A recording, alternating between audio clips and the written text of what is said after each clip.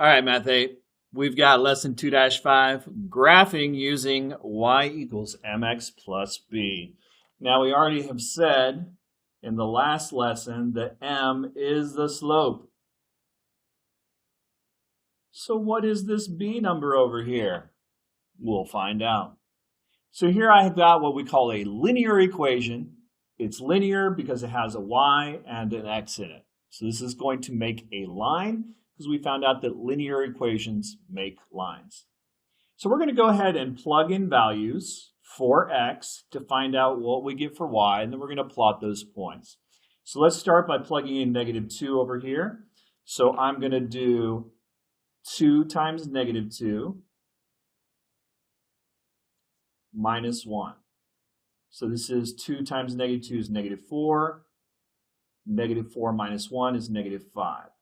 So when I plug in -2, the y value is -5. That is one of the points that's on the line. Now let's plug in -1 into the equation. 2 times -1 minus 1. 2 times -1 is -2. -2 minus 1 is -3. So when I plug in -1 for the x value, the y value becomes -3. Keep going. Let's plug in 0. 2 times 0, x becomes 0, minus 1. 2 times 0 is 0. 0 minus 1 is -1. All right, 2 more. Plug in 1 for x. 2 times 1 minus 1. 2 times 1 is 2. 2 minus 1 is 1. So when I plug in 1 for x, the output, the y value is 1. Almost there. Now we're going to plug in 2. 2 times 2 minus 1. So I end up with 2 times 2 is 4.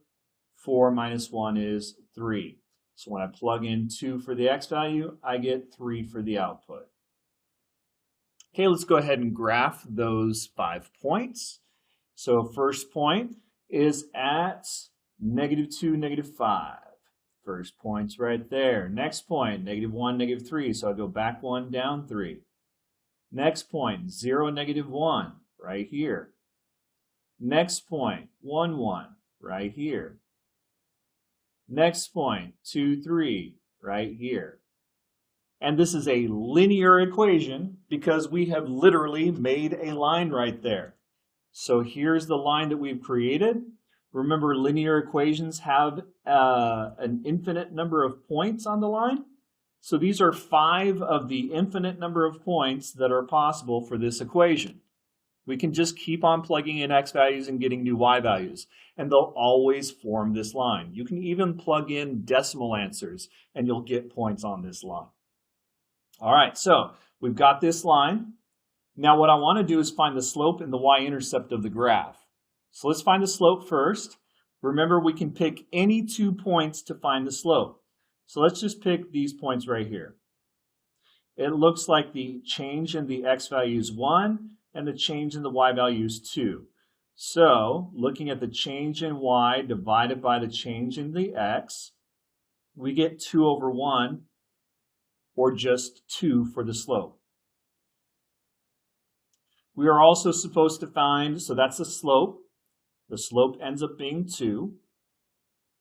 Let's find the y-intercept. The y-intercept is where it crosses the y-axis. Here's where it's crossing the y-axis. So what value is it crossing the y-axis at? It's crossing the y-axis at -1. Now, how are these related to the original equation? Let's look at our original equation. Y equals 2x minus 1. It looks like 2 is this number. The slope is this number. It looks like the y-intercept is that number. Aha, I now know what b is. B is the y-intercept. This is called slope-intercept form for a linear equation, where m is the slope and b is the y-intercept. So slope-intercept form for linear equations is y equals mx plus b. m and b represent the slope and the y-intercept.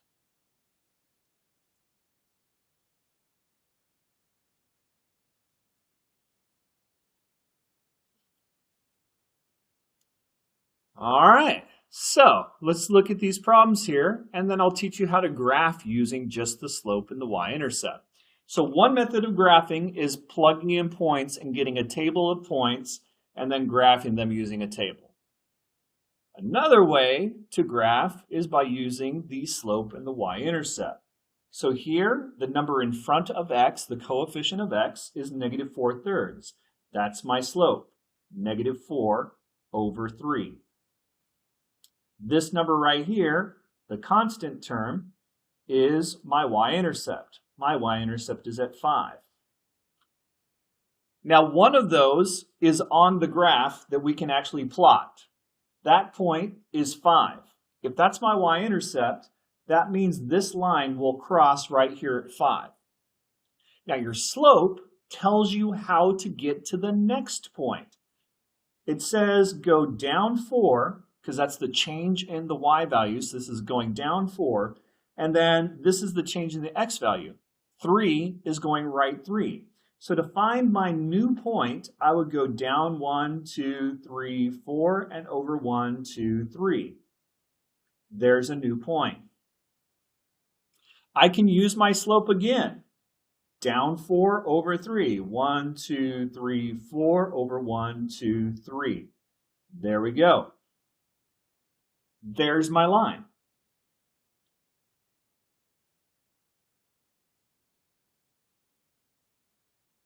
So what we've found here is that the y-intercept tells you where to start. It's your starting point. We're starting at 5. The slope tells you how do you get to the next point. Change in y over the change in x. This says go down 4, right 3. All right, next problem. Slope is the coefficient of x. The number in front of x is 1/2. I don't see a number over here as a constant term. What does that mean? It means the y-intercept is 0. There's no number over there, plus 0. So if my y-intercept is 0, that tells me that I'm starting at the origin. There's the origin.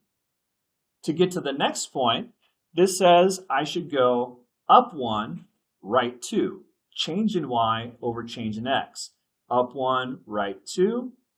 Up 1, right 2. Up 1, right 2. See how that works? You can go up 1, right 2. Now, I can also go in the opposite direction. Remember, 1 over 2 is the same thing as -1 over -2. So this means I could also go down 1, left 2. So if I go down 1, left 2, yep, that's on the same line there. Down 1, left 2, still on the same line. Down 1, left 2. All those points are all on the same line. Now remember, all these points are solutions to the equations. So if I was plugging in numbers, I should get these points. So if I plug in 2 for x in that equation, I should get 1 for a value for y. If I plug in 4 for this equation, I should get the value of 2 for y. So these are all answers to this equation. All right, next one.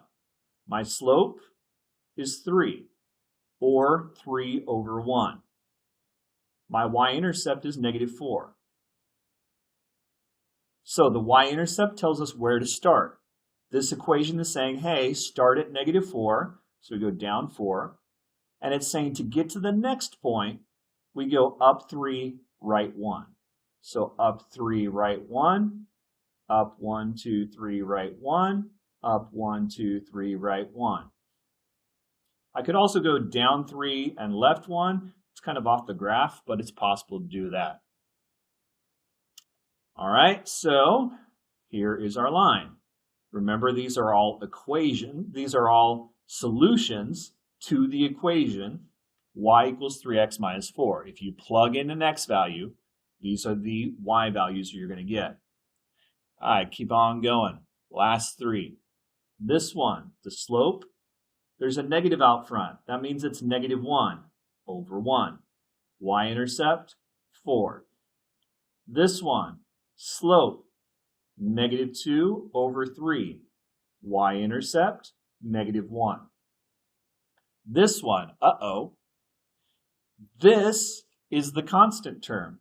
That's the y-intercept. But I don't see a slope number. There's no x. So what does that mean? It means the slope is 0. That's why you don't see an x there, because 0 times x is 0. So our slope is 0. All right, graphing all these. This one, starting point of 4. And this one goes down 1 over 1. Down 1, right 1. Down 1, right 1. Down 1, right 1. Down 1, right 1. This makes sense because we have a negative slope. It's going downhill. I could also go up 1 and backwards 1. So that's where the negative would be on the bottom instead. So if I do a positive 1 over -1, it's the same thing. So I could go up 1, left 1 as well. All right, there's my line.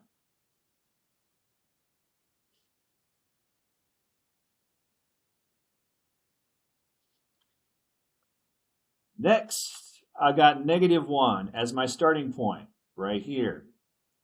To get to the next point, this says go down 2 and over 3. Remember, you could do +2 and -3 on the bottom as well. So down 2, right 3, or up 2, left 3. Up 2, left 1, 2, 3. They're all on the same line.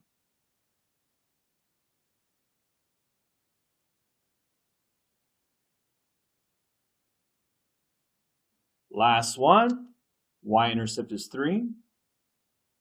Slope is 0. That's a horizontal line. We learned that on the last lesson.